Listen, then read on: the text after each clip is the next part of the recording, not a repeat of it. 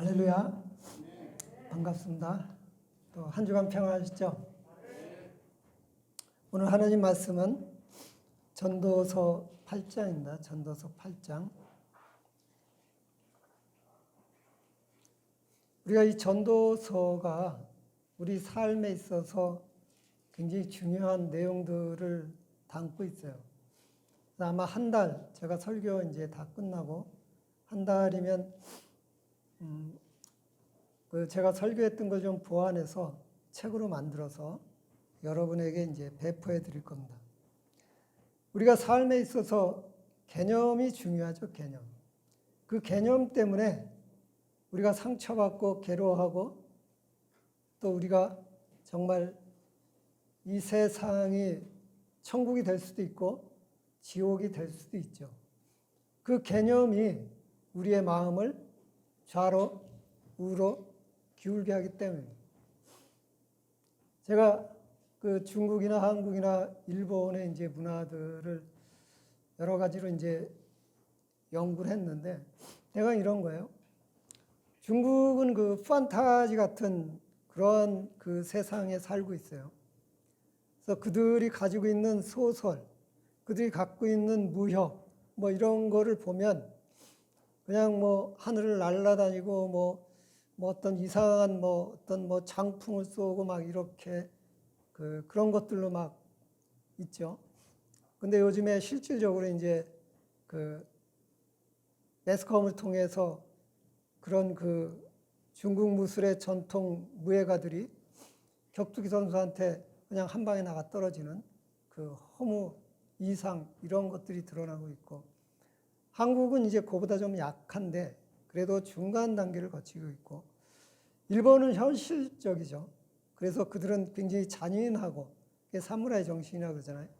그 다음에 그들은 너무 그 음욕적인 거 이런 것들이 많죠. 현실 그대로 있는 그대의 모습을 반영하다 보니까. 그러니까 우리가 개념이 생기는 것은 답습해서 그렇죠. 우리가 이제 부모로부터 물려받은 기질도 있지만 세상에 태어나서 우리가 보고 배우고 듣는 거, 부모한테 배우고 우리 친구들한테 배우고 학교에서 어떤 교과서를 통해서 배우고 그런 것들이 우리 안에 이제 개념으로 자리 잡고 있는데, 예를 들어서 이런 거죠. 그 흥부전. 그러면 이제 그 흥부전 내용이 이런 거잖아요. 그 착한 흥부는 계속 놀부한테 핍박받고 근데 착하게 살았기 때문에 어느 날 강남 제비가 박씨 하나 물어다 주는 거로 굉장히 흥하게 되고, 악한 놀부는 계속 부유했지만 악하게 살았기 때문에 그 강남 제비가 물어다 주는 그 박으로 인해서 망한다는 거죠. 우리가 이런 개념을 가지고 있다 그러면 우리 인생은 이제 지옥으로 변하는 거예요. 왜? 선한 사람은 반드시 잘 살아야 되고 선한 사람은 반드시 흥해야 된다는 개념 때문에 우리가 항상 이 세상 살아가면 선한 사람과 악한 사람을 만나게 되고 그들과 같이 사업도 하고 그들과 같이 부딪히기도 하는데, 어떨 때 보면 선한 사람이 잘 되거든요. 어떨 때 보면 악한 사람이 잘 되거든요. 또 악한 사람이 막 나를 쓰러뜨리고 내 재산 모든 거 그 사람 때문에 다 빼앗기고 내가 정말 고통받고 막 노숙자 같은 어떤 신세의 그런 어떤 상황에 처했을 때 우리의 개념이 흥과 놀부 같은 개념으로 서 있다 그러면 그 사람 저주하고 이 세상에 뭔가 잘못되어 있다. 그래서 내 가슴 속에 부정과 막 그런 나쁜 것들이 가득 차게 돼서 그 사람의 인생은 물론 내 인생까지도 완전히 망가져 버리게 되죠. 심지어는 해코지하고 심지어는 살인까지 저지르죠. 솔로몬이 이러한 것들을 이제 연구한 거예요. 세상은 악인이 잘 될 수도 있고 악인이 못 될 수도 있고 의인이 잘 될 수도 있고 의인이 못 될 수도 있다. 근데 그런 것들은 다 헛되고 헛된 것이다. 오직 하나님이 주시는 은혜 안에서 그 은혜 안에서 살 때 우리는 기쁨과 행복함과 평안함을 누릴 수 있다. 솔로몬이 이제 이 얘기를 하는 거예요. 여러분 그렇지 않나요? 우리가 환경의 영향을 받기 시작하면요, 여러분은 그때서부터 이제 지옥이 되는 거예요. 뭐 경제적으로, 뭐 육신적으로 다 환경의 영향을 받으면 그때서부터는 고민과 근심이 늘어나는 거죠. 그렇지만 내가 내 인생, 내 영혼에 대해서 소중함을 느끼고 내가 잠시 동안 고통받는 거, 잠시 동안 물질 때문에 힘들어하는 것, 이런 것보다 내가 하나님을 사랑함으로 하나님이 나에게 새 영을 불어넣어 주신 것에 대해서 감사하며 기뻐함을 누릴 때 우리는 환경에 영향을 받지 않습니다.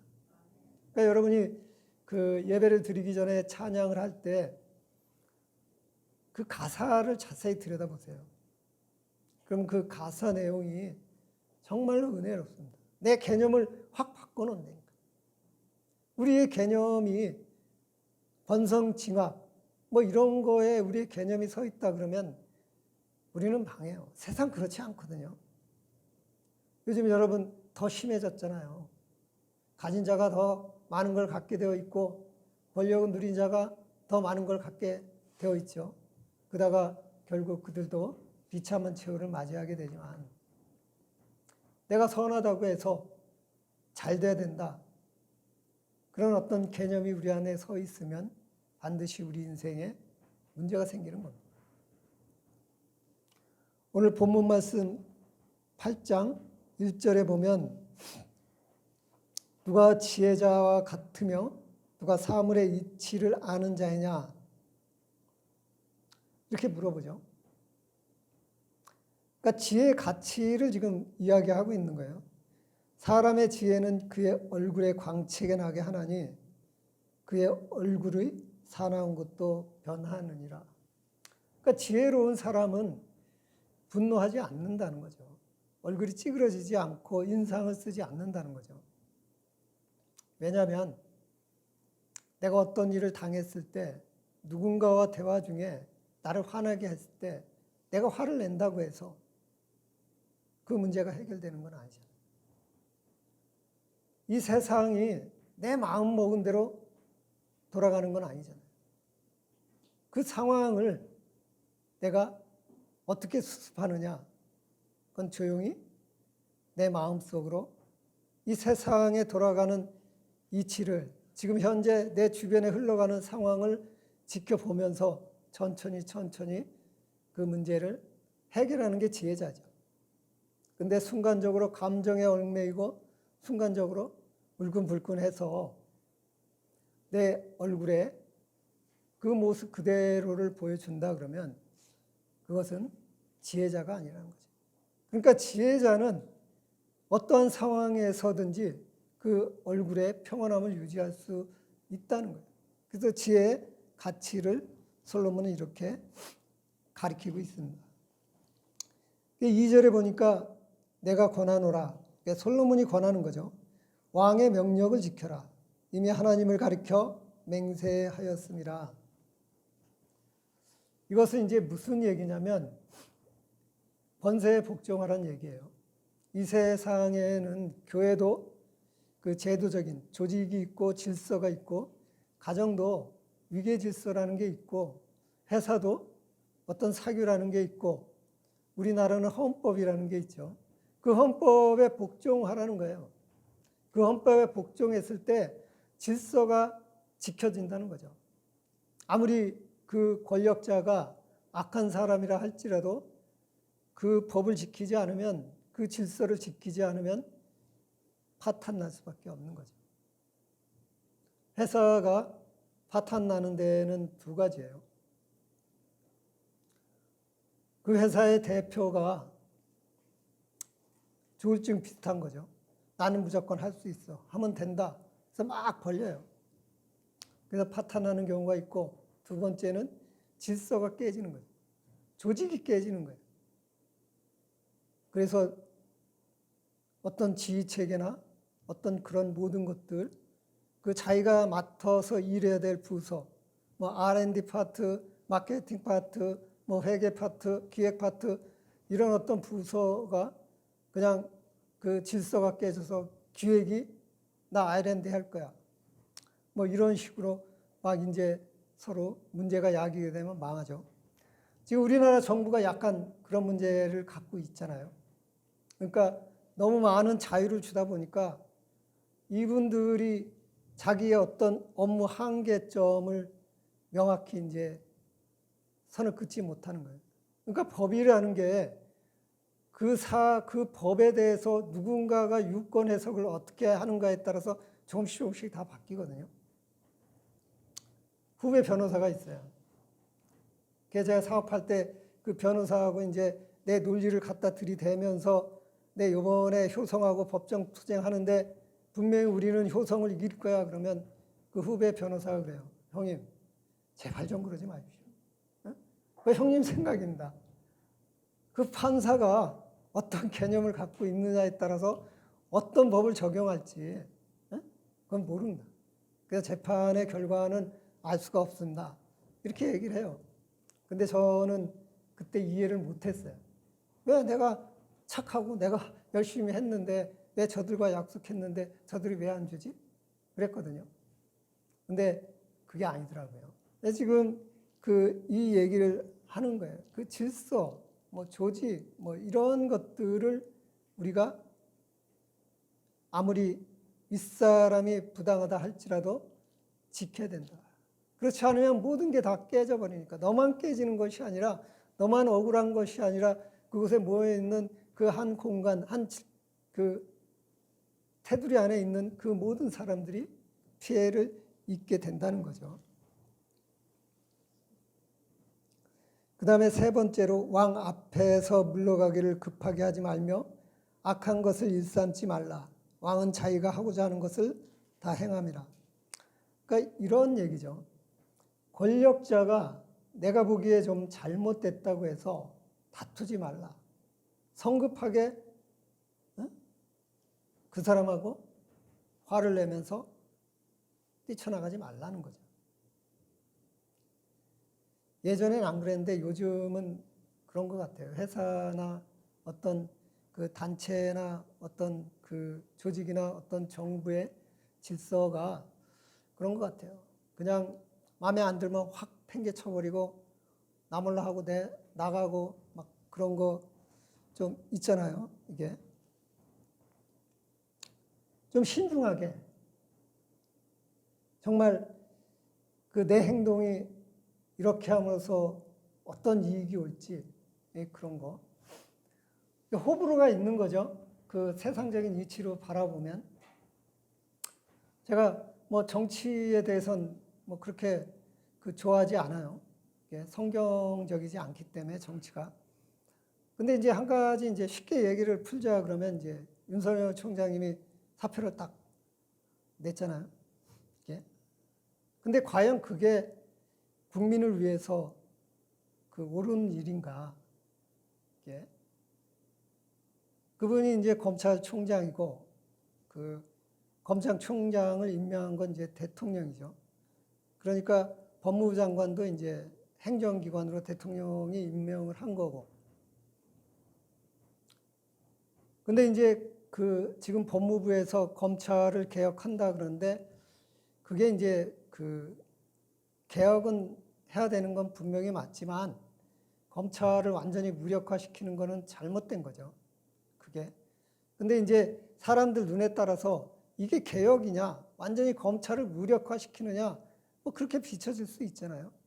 근데 이런 걸 좀 더 신중하게 지켜보고 지혜롭게 이렇게 상황을 보면서 자기의 역할을 다 감당하는 게 좋다는 거야. 그냥 이건 뭐 내 생각하고 틀리니까 아니야, 난 그냥 때려쳐버리고 너하고는 일 안 해버릴 거야. 이랬을 경우에 그 조직 전체가 흔들리는 거죠. 제 개인적인 바람은 윤석열 총장이 대통령으로 나오는 거 반대하지 않습니다. 그렇지만 그보다 더 중요한 것은 현재 검찰총장으로서 임기를 끝까지 다 지켜서 정말 올바른 검찰, 그리고 정부하고 정말 이 상권 분립이 된 그런 어떤 모습을 이렇게 보여주는 것이 개인적인 생각이에요. 더 옳다고 봅니다. 이게 그래서 성경에서 이야기하는 것이 좀 참을 땐 참아야 된다. 이게 권력자하고 다투지 말아라. 지금 이런 거를 솔로몬이 자기가 경험한 거를 토대로 해서 이런 이야기를 하는 거예요. 그러니까 솔로몬 왕이니까 자기가 막 그 부하들을 막 이렇게 부리고 지시를 했겠죠. 그럼 부하들 중에 자기 의중을 뜻 파악하지 못하고 자기의 좀 어떤 손해가 난다, 자기하고 의견이 맞지 않는다 해서 그냥 왕한테 대들고 나가버린 신하들이 많았나 봐요, 이게. 근데 자기는 그 신하를 사랑해서 그런 건데 그 신하는 오해해서 이제 그 질서가 깨지고 뭐 그런 어떤 사건들이 있었던 것 같아요. 그래서 우리가 권력자 앞에 하는 행동은 좀 신중히 생각하는 것이 옳다. 이게. 그리고 4절에 왕의 말은 권능이 있나니 누가 그에게 이르기를 왕께 무엇 하시니까 할 수 있으랴. 그 헌법, 규례, 정관 이거는요 권능이라는 거예요. 이거는 지켜야 된다는 거예요. 뭐 예를 들어서 지금 문재인 대통령이 왕이 되었던 누가 대통령이 되었던 그분이 행사하는 건 헌법이지 그분의 생각을 행사하는 건 아니잖아요. 물론 그분이 어떤 정책을 수립해서 국회 승인을 받아야 되는 건 사실이지만 자기 마음대로 할 수 있는 건 아닌단 말이에요. 대한민국은 법치국가이기 때문에 법 안에서 대통령의 권한을 행사하는 거죠. 그러니까 결국은 대한민국 헌법, 뭐 어떤 뭐 단체면은 거기에다 따른 정관, 그것을 벗어날 수는 없는 거죠. 누가 되었든. 근데 그 법을, 그 헌법을, 그 규칙을, 그 정관을, 그것은 능력이라는 거예요. 그것은 아무도 대한민국 사람이면 대한민국 헌법을 벗어날 수 없다는 거예요. 이 장로교는 장로교의 헌법이 있습니다. 이 헌법을 벗어날 수 없다는 거예요. 장로교 목사들도 그 헌법 아래 있는 거예요. 저도 교회 이쪽 강남 쪽서부터 송파구에 있는 교회까지는 제가 사찰을 합니다. 장로교 헌법대로 정말 교회를 운영하고 있는지 그대로 예배를 드리고 있는지 그런 걸 다 관리 감독을 해요. 물론 제가 교회를 개척하고 있기 때문에 직접 가진 않고 그냥 전화로 목사님 요즘 코로나인데 잘 힘드시죠? 열심히 하시죠? 뭐 이런 식으로 그냥 감독을 끝내지만 모든 조직 기관에는 이런 것들이 있다는 거예요. 그래서 이것이 능력이라는 거고 이것을 인정했을 때 그 조직이 키워져 나간다는 거죠. 사업도 마찬가지잖아요. 여기 뭐 사업 해보신 분들 많잖아요. 부하 직원들이 자기 멋대로 행동을 하고 자기 멋대로 움직인다 그러면 그 회사는 곧 문 닫아야 되겠죠. 예. 그래서 그 5절에 명령을 지키는 자는 불행을 알지 못하리라. 지혜자의 마음은 때와 판단을 분별하느니 이렇게 나와 있죠. 그러니까 그 헌법이나 그 위계 질서를 지키는 자, 그 사람을 지혜자의 마음이라고 나와 있어요. 그러니까 명령을 지키지 않으면 그 사람은 바로 그 순간 그 조직에서 나가야죠. 그게 조직의 법이잖아요.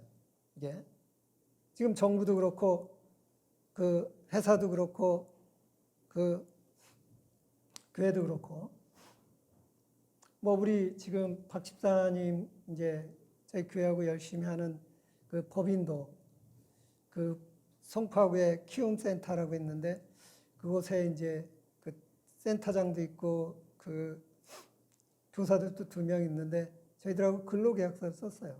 그러니까 근로계약서를 지키지 않을 땐 얼마든지 정리를 할 수 있는 거죠. 그러니까 지혜로운 사람은 그 법에 순종한다는 거예요. 지혜로운 사람은 그 정관을 지킨다는 거예요. 지혜로운 사람은 그 규정을 지킨다는 거예요. 가정도 마찬가지잖아요. 가정은 뭐 이렇게 헌법처럼 이렇게 써놓고 뭐 이런 건 없지만 그래도 우리나라의 어떤 전통적인 그런 것들이 있어서 뭐 살림하는 사람, 돈 버는 사람 뭐 여러 가지 역할 분담도 되어 있고 자녀와 아버지와의 관계 뭐 그런 어떤 복잡한 그런 것들이 있는데 그런 거를 다 가정에서 깨버린다 그러면 그 가정은 이미 파탄난 가정이라고 할 수 있겠죠. 예. 그리고 그런 법을 지키지 않는 사람은 아무리 가정이라지만 그 가정에서 그 이탈될 수밖에 없죠. 가정의 평화를 지키기 위해서 그러는 거죠. 이게. 어저께 좀 마음이 좀 아픈 일이 있었어요. 그 여기 할머니 전도사님이 가끔 저희 교회 오시거든요. 부산에서 이제 교회를 크게 했다가 이제 교회를 관두시고 목사님한테 물려주시고 서울에 와서 이제 저쪽에 그 사랑의 교회라고 큰 교회를 다니시고 있는데 가끔 저한테 와서 이제 자문을 구해요. 왜냐하면 부산에서 큰 교회 운영을 했을 때 거기 있던 성도들이 서울에 와서 살고 있나 봐요. 근데 한 가정에 이제 문제가 생긴 거죠. 그래서 그 아들이 그 집이 굉장히 그 부산에서 고생을 했는데 서울에 와서 음식점을 하면서 굉장히 부를 축적을 했는데 아들이 군대 갔다 와서 이제 문제가 생긴 거예요. 그래서 제가 이분은 기도로 해결될 게 아니라 병원에 입원을 시켜야 된다. 병원에 입원을 안 시키면 가족들까지 문제가 크게 발생될 수 있다.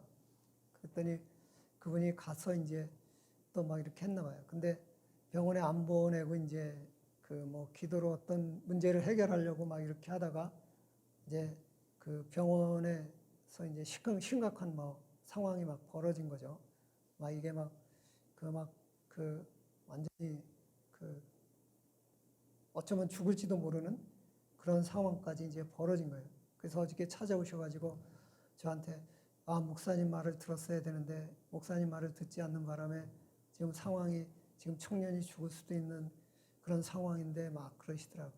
그래서 지금이라도 늦지 않았으니까 빨리 병원으로 그 가서 그 청년을 좀 처리해야 된다 이렇게 말씀을 드렸는데 이런 것들을 지금 우리들이 가지고 있는 어떤 개념의 문제인 거죠. 교회를 다니니까 모든 질병이 모든 문제가 하나님께 기도하면 모든 걸 해결할 수 있다. 난 병원도 안 간다. 내가 왜 가냐? 사실 그런 사람 많아요. 예, 우리 교회도 그런 사람들 많이 왔어요. 근데 결국은 그 잘못된 그 신앙관, 잘못된 개념 때문에 그 사람은 한 20년 살 걸 10년 뿐이 못 살고 30년 살 걸 10년 뿐이 못 사는 경우가 허다해요. 그래서 우리가 올바로 하나님을 믿고 올바로 하나님에 대해서 아는 게 정말 중요하죠. 그래서 솔로몬이 지금 그런 세상에 대한 어떤 어리석고 세상에 대한 어떤 지혜에 대해서 우리들한테 지금 알려주고 있는 거죠. 이게.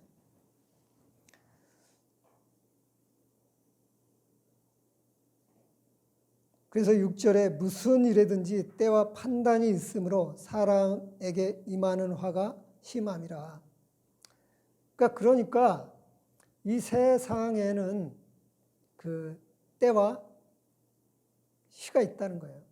근데 그걸 우리는 알지 못하기 때문에 우리한테 화가 올 수도 있다는 거예요. 이게 우리가 그런 거를 이제 생각하지 않고 어떤 논리와 어떤 이론, 나한테 무슨 해가 끼칠라 그러면 뭔가가 적용이 돼야 되고 내가 많은 어떤 물질을 받으려 그러면 뭔가가 있어야지만 내가 물질을 받는다. 이게 틀린 건 아니죠. 근데 100% 맞는 것도 아니라는 거예요. 이게 하나님의 섭리라는 게 있고 영적 흐름이라는 게 있죠. 이게 뭐 기업하는 사람 그렇잖아요. 내가 열심히 노력을 해서 이건 300% 성공의 어떤 확신을 갖고 있었는데 쫄까닥 망하는 경우도 있죠. 쫄까닥 망해서 이제 내 인생이 완전히 이제 그 바닥나서 노숙자가 돼야 되는데 갑자기 또 부흥하기 시작하죠. 전 경험을 해봤어요. 여러분들 경험 안 해보셨나요? 그거를 갖다가 우리가 논리적인 거, 우리가 개념으로만 해석을 해버리면 우리 인생이 고달프다는 거죠. 우리 인생은 우리가 알지 못하는 하나님의 섭리 아래에 있다는 거죠. 그러니까 사람의 장래일은 그 누구도 가르칠 사람이 없다는 거예요. 내 미래에 대해서, 우리 여기 계신 성도님들 미래에 대해서 그 누구도 앞으로 어떻게 될 거야 라고 가르치는 사람이 없다는 거예요. 근데 우리들이 세상을 이제 잘못 살아가고 있죠. 하다 안 되면 점쟁이 찾아가서 내 미래가 해갖고 점 보는 사람도 있죠. 그대로 되나요? 또 교회에 가끔가다 이상한 목사들이 있어요. 미래를 예언해줘요.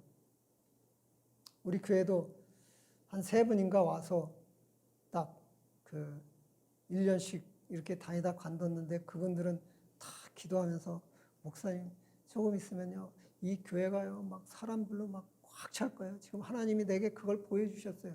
그래놓고 뭐 1년 있다 지가 나가.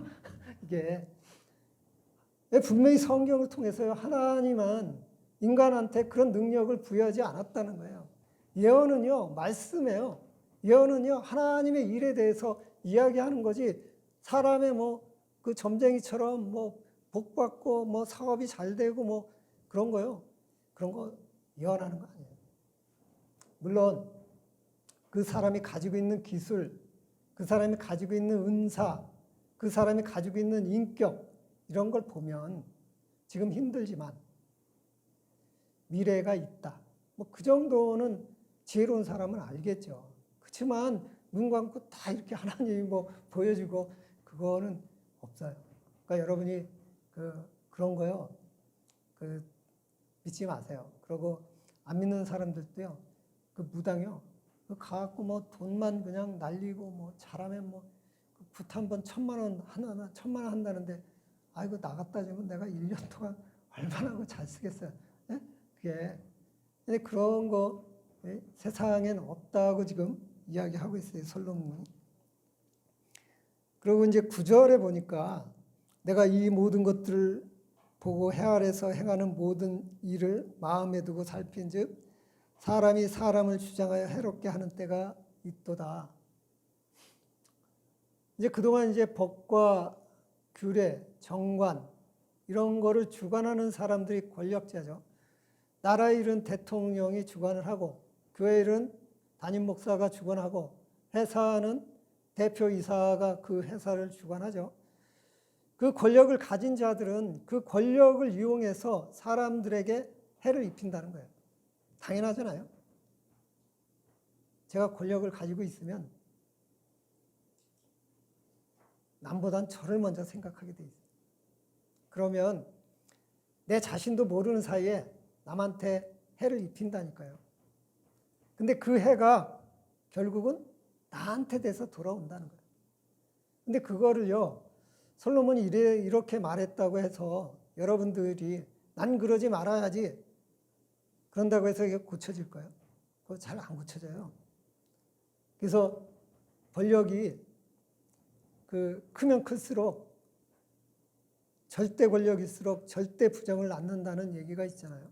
이게 사람의 힘으로는 어쩔 수 없단 말이에요. 사람의 마음이라는 게 있기 때문에 그 마음은 자기의 안위와 자기의 편안을 위해서 존재하고 있어요.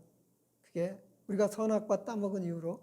그래서 아무리 선을 베풀려고 그래도 나한테 물질이 많아지고 권력이 많이 생기면 사람을 괴롭히는 일이 생길 수 있다는 거예요. 자기 자신도 모르게 사람을 괴롭히는 거죠. 그러고 난 다음에 10절에 그런 후에 그 권력자들이 그렇게 그 권력을 휘두른 후에 물론 자기의 욕심을 채우기 위해서 정말 엄청난 그 권력을 통해서 범죄를 일으키게 하죠. 지금 대한민국 사람이면 알잖아요. 그 경제인 중엔 어떤 사람이 그런 사람이 있고 대통령 중에 어떤 사람이 그런 사람이 있고 그런 사람들이 있잖아요. 근데 지금도 그 사람들 잘 먹고 잘 사는 사람도 있고 뭐 돈을 수천억이나 그냥 사기쳤는데 교도소 몇십 년 살다 나와서 또 잘 사는 사람들 있잖아요. 그런 사람들이 있는데 10절에 그런 후에 솔로몬이 그런 사람들을 보니까 악인들은 장사 지낸 바 되어 결국은 죽더라. 그렇게 살다가 결국은 죽더라. 그래서 거룩한 곳을 떠나 아마 이게 예루살렘일 거예요. 솔로몬이 이제 살던 데가 예루살렘이니까 그 세상을 떠났다는 거죠. 이게 그렇게 행한 성읍 안에서 잊혀진 바 되었으니 이것도 헛되도다. 결국은 시간이 가면 그 사람들의 악행도 잊혀지는 거예요. 여러분, 한때 우리 가슴에 살을 도려낸 듯한 아픔을 겪은 적이 몇 번 있잖아요. 제가 자라오면서 특별하게 기억나는 것은 제가 상병 때 박정희 대통령이 돌아가셨어요. 그러고 난 다음에 광주에 무슨 일이 생겼는데 그게 굉장히 큰 상처로 지금도 아직 치유가 되지 않고 있죠. 그리고 최근에 뭐 세월호로 인해서 국민들의 상처가 있는데 그런 것들이 치유되지 않고 있죠. 근데 거기에 관련된 사람들은 점점 잊혀져 가고 있잖아요. 그 사건들도 전부 잊혀져 가고 있고 이 세상은 솔로몬이 봤을 때 그렇게 잊혀져 가 버린다는 거예요. 그래서 이런 모든 것들이 헛되다는 거예요. 근데 우리가 거기에 매달려서 생업이고 뭐고 다 포기하고 거기에 매달려서 막 이러는 거 하지 말라는 거예요. 그냥 현실에 충실하고 다시는 그런 일이 벌어지지 않도록 법을 고치고 사람들을 교육시키고 제도를 바꾸고 막 그러는데 충실해야지. 예? 그런 거에 그 뭐 옛날에 누가 이랬는데 뭐 이거 때려 죽이니 살리니 뭐 이거 뭐 그 사람 뭐 죽고 또 죽어서 시간이 지나면 그것도 잊혀지고 그런 거 헛된 것이니까 그거는 우리 손에 떠난 거다. 그러지 말라. 악한 일에 관한 징벌이 속히 실행되지 아니하므로 인생들이 악을 행하는 데 대한 마음이 담대하도다. 우리나라가 이제 사형제도가 폐지됐잖아요. 예. 그러고 법이 이제 이렇게 바뀌어가요. 옛날에는 결혼하다가 바람 피면은 유치장 갔어요. 근데 지금은 유치장 안 가요. 이게. 근데 옛날에는 그냥 그 어르신들이나 남자들이 여자들이 약하니까 잘했다고 막 토닥거려주고 쓰다듬어주고 그랬는데 요새 그러면 유치장 가죠. 이게 법이 이제 바뀌는 거예요. 이게 법이 이게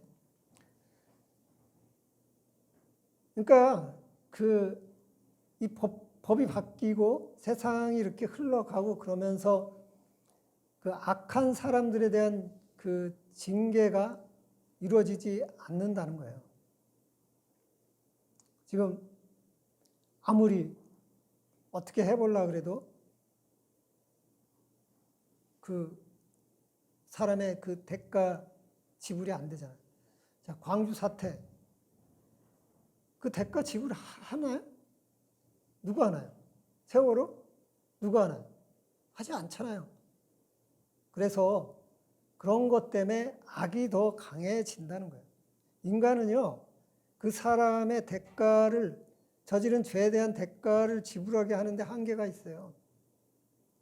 뭐 성경의 구약시대 보면 뭐 눈은 눈으로 갚아야 되고 팔은 팔로 갚아야 되고 목숨은 목숨으로 갚아야 되고 막 그렇다 그러면 좀 덜하겠죠.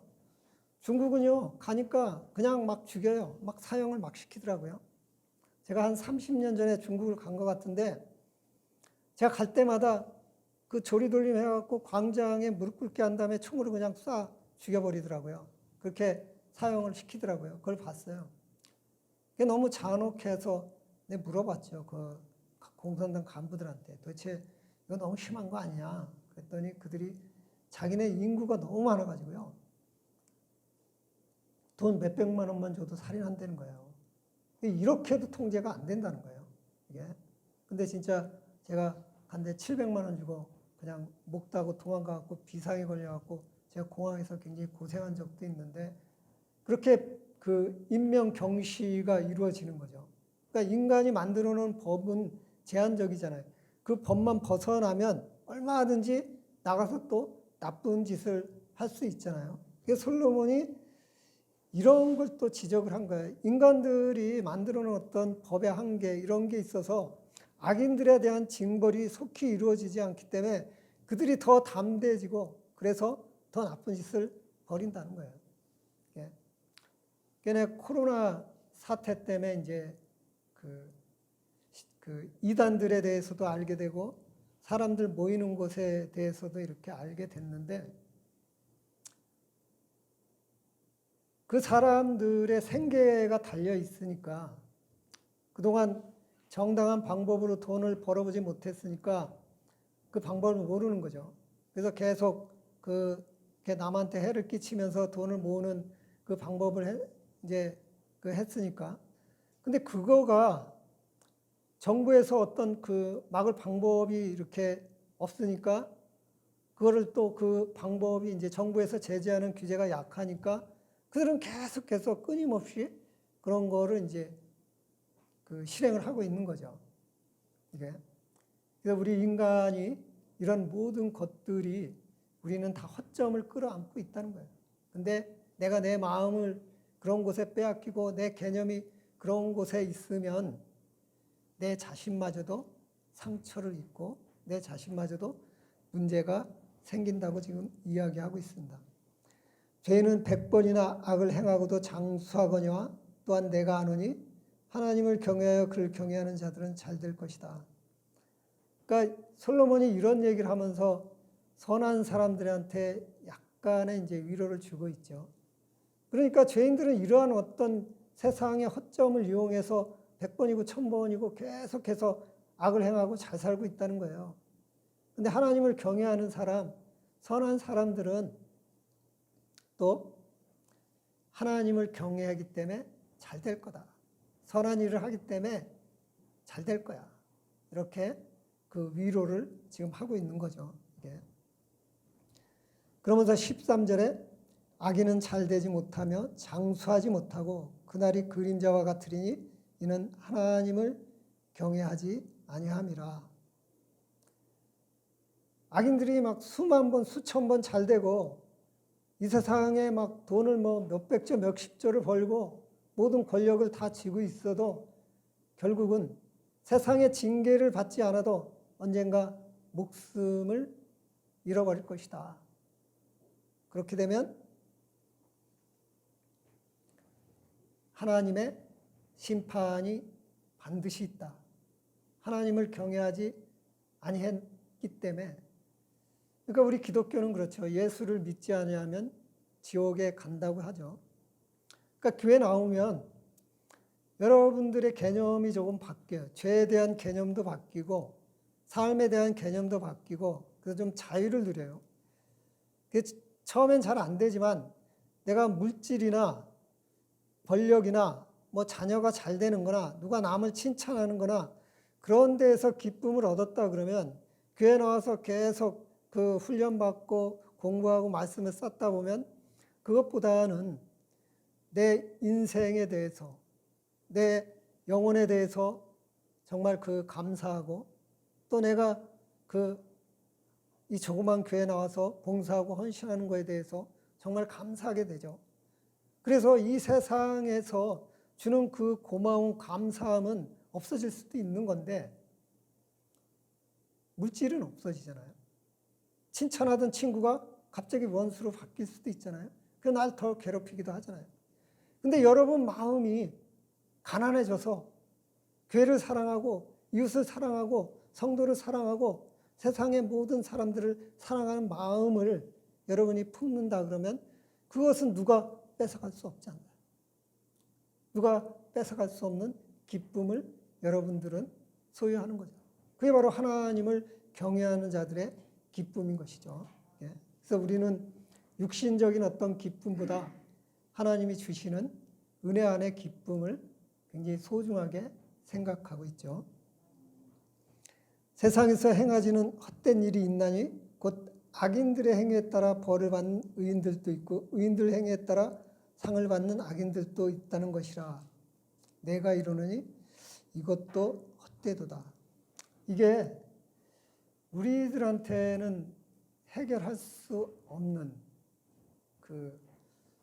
그리고 그 학생들이 질문할 때 설명할 수 없는 논쟁거리죠. 악인이 잘 되잖아요. 악인이 정말 의인인 것처럼 잘 되잖아요. 우리는 그렇게 안 배웠잖아요. 도덕, 윤리, 뭐 그런 거, 종교 뭐 이런 걸 통해서 우리는 사람이 도를 닦아야지, 선을 행해야지 잘 된다, 복 받는다, 뭐 이런 게 기복신앙이잖아요. 교회에서 또 그렇게 가르치는 교회도 있어요. 성경은 그렇게 안 써 있는데. 그리고 뭐 모든 종교가 거의 착한 일 하면 뭐 복을 받는다 그런데 세상은 막상 그렇지 않잖아요. 악인들이 뭐 돈도 많이 벌고 재물도 많이 쌓고 권력도 갖잖아요. 물론 그들의 기준은, 그 기쁨의 기준은 세상의 물질이니까. 근데 또 반대로 의인들이 악인들처럼 고통과 고난 속에 살고 있는 게 또 세상의 현실이잖아요. 정말 선하게 사는데, 정말 착하게 사는데 내가 막 육신이 병들어서 여기 아프고 힘들고 그렇게 봉사하고 헌신하고 그랬는데 막 암에 걸려 죽은 그 목사도 있고 또 열심히 뭐 세상을 위해서 봉사하고 헌신한 성도님들도 어느 날 뭐 병원에 갔더니 여기가 아프고 저기가 아파서 뭐 병원에서도 손 쓰기 힘들다고 막 그런 사람이 있고 또 그렇게 착하게 살았는데 집안에 쌀쌀 돈마저도 떨어져서 입에 풀칠할 그런 것도 없고. 그건 악인들한테나 오는 거 아니에요. 우리들의 어떤 그동안 그 답습한 개념은. 지금 솔로몬이 이런 걸 이야기하는 거예요. 이게 세상은 이런 것들도 있다. 그러니까 뭐 그 착하게 살아서 복 받는 것도 있지만 착하게 살아서 그냥 괴로움 당하는 것도 있고 악하게 살면은 죄와 벌을 받아야 되는데 죄도 안 받고 벌도 안 받고 그냥 떳떳하게 기지개 막 피고 막 그냥 벤지 몰고 막 이쁜 여자 옆에 끼고 막 신나게 막 그냥 다니는 그런 사람도 있다. 이 세상은 요 지경이다. 뭐 이렇게 지금 오늘 그 8장 내용이 이런 내용들이에요. 이게. 근데 가장 중요한 게 바로 15절 지금 내용입니다. 이에 내가 희락을 찬양하노니 이는 사람이 먹고 마시고 즐거워하는 것보다 더 나은 것이 해 아래 없음이라. 하나님이 사람을 해 아래 살게 하신 날 동안 수고하는 일 중에 그런 일이 그와 함께 있을 것이다. 내가 희락을 찬양하노니, 그러니까 여러분들이 교회 나와서 하나님을 믿음으로 하나님이 여러분들한테 주는 평강, 하나님이 주시는 은혜, 이런 걸 찬양한다는 거예요. 여기서 그 신앙생활 오래 한 분은 이런 경험을 반드시 했을 거예요. 우리 그 박 집사님이 그 사업을 많이 벌려놨어요. 이게 뭐 어린이집도 몇 개 하고, 뭐 지금도 그 하고 있는 게 있고, 국공립도 원장도 하고. 그러면 세상은요, 벌린 것만큼 고난이 올 때가 있어요. 근데 내가 감당할 만큼 큰 고난이 닥쳐요. 그러면 그건 누구하고도 상의할 수 없어요. 본인 스스로 해결해야 돼요. 그렇다고 조폭도 아닌데 어디 가서 돈 갈취할 수도 없고, 금융기관에서 조건이 안 되면 당장 상환하라 그러거든요. 근데 이론은 없어요. 상환할 방법이 없어요. 그 상환이 안 되면 신용불량이 되기 때문에 모든 내 사업체가 다 중단되고 내가 다니는 직장마저도 쫓겨나게 돼요. 아예 우리나라가 이제 신용사회가 됐기 때문에요. 신용을 잃어버리면 아무것도 할 수 없어요. 그런 막 심각한 상황 속에서 저한테도 상의 안 하고 혼자 끙끙끙 앓다가 어떻게 해결이 되셨더라고요. 그래가지고 고백을 하시는 거예요. 하나님이 말이야 해결해 주려면 일찍 해결해 주시지. 딱 그날이 되니까 해결해 주셨다고. 근데 목사님, 제가요 심장이 아직도 아파요. 사업하신 분은 알잖아요. 그런 고통이 오면요 막 심장이 쪼여오고 막 이게 잠이 안 오고 막 죽을 것 같잖아요. 막 이게. 근데 이제 그걸 다 이제 끝냈는데 아직도 심장이 이제 한꺼번에 풀어지지도 않잖아요. 하나님 감사하다고. 하나님 은혜. 이게 믿는 사람의 특징이거든요. 이게. 이런 희락, 하나님이 주시는 어떤 기쁨, 감사. 여러분들이 신앙생활하면서 그런 하나님의 은혜 속에 사는 그 감사. 그랬을 때 여러분들은 어떤 일이 있어도 좀 두렵지만 막 죽을 만큼 두렵진 않아요. 내가 열심히 하면 하나님이 해결해 주실 거야. 내가 해봤자 죽기뿐이 더하겠냐. 죽으면 내가 천당 가는데. 어?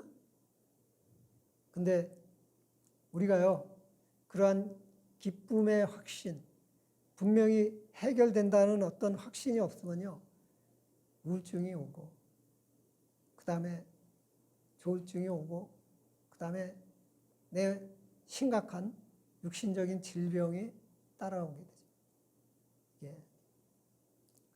예. 솔로몬이 그런 거예요. 세상엔 이런 고통도 있고 저런 고통도 있고, 선하게 살아도 고통이 있고, 악하게 살아도 고통이 있고, 선하게 살아도 부가 있고, 악하게 살아도 부가 있고, 우리가 이해할 수 없는 이 세상이 하나님 섭리로 돌아가고 있다.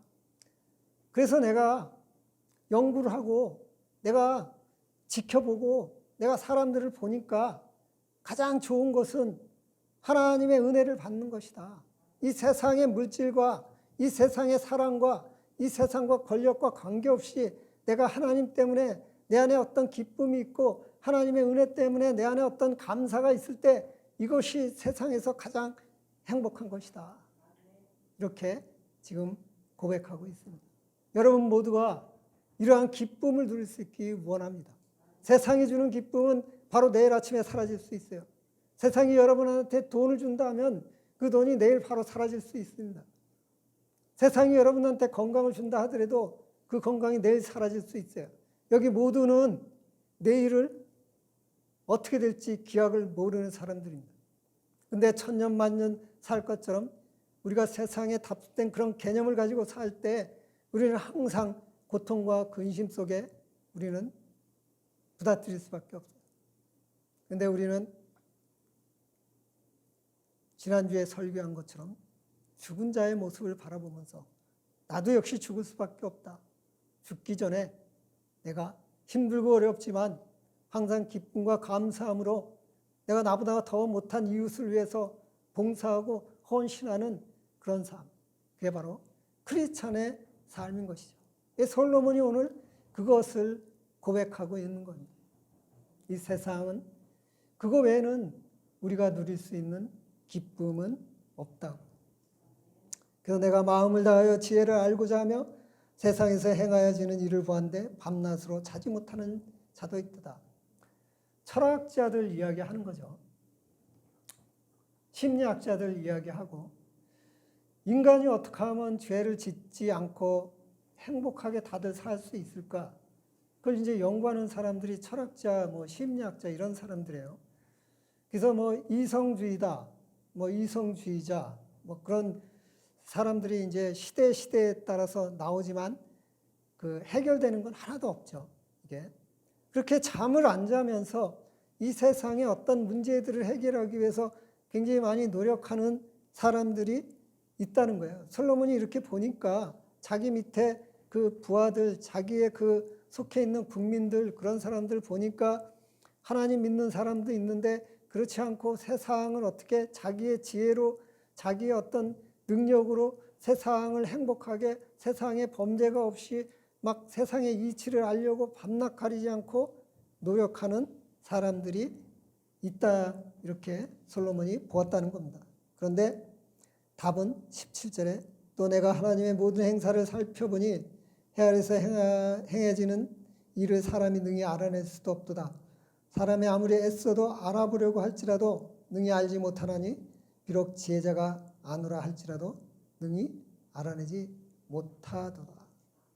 이 세상은, 그래서 솔로몬이 내린 결론이 이겁니다. 이 세상의 모든 일들은, 이 세상의 하나님의 모든 행사를 살펴보니, 그러니까 이 세상은 하나님의 섭리로 다 돌아간다는 거예요. 그래서 이 세상의 어떠한 그 앞으로 일어난 일에 대해서는 그 어떤 사람이 노력해도 그 누군가 노력해도 알 수 없다는 거예요. 어느 정도 예측은 하죠. 과학이 하도 발달되다 보니까 어느 정도 예측은 하지만 그것이 그렇게 맞아떨어지진 않잖아요. 뭐 호주가 산불로 뭐 대형 문제를 일으키고 지구상에 온갖 그 기후변화가 일어나고 뭐 미국에서 얼마 전에 영상 10도여야 되는데 영하 20도 막 우리나라도 막 갑자기 더웠다가 갑자기 막 추웠다가 원래 지금쯤이면 그 날씨가 이 정도까지는 아닌데 그 날씨가 이상하게 변했죠. 막 4월 달에 막 30도가 갈 때가 한국도 막 이렇게 막 있죠. 그래서 이런 거를 사람이 어떤 과학적으로 아무리 발전되고 아무리 노력을 해도 풀 방법이 없다는 거예요. 이게. 그래서 이 세상은 하나님의 섭리대로 돌아가기 때문에 우리가 그런 데 신경 쓰는 것보단 우리가 하나님을 경외하고 하나님을 믿고 내 마음을 중심을 잡고 내가 하나님과 기도하면서 하나님과 교제하면서 이웃에게 사랑을 베풀고 세상에 소외된 자들을 위해서 내가 그들에게 봉사하고 헌신하는 것이 참된 인생의 길이다. 이렇게 8절을 통해서 저와 여러분에게 이야기하고 있습니다. 우리가 이 말씀대로 이 세상을 살아갈 수 있기를 간절히 기원합니다. 기도하겠습니다.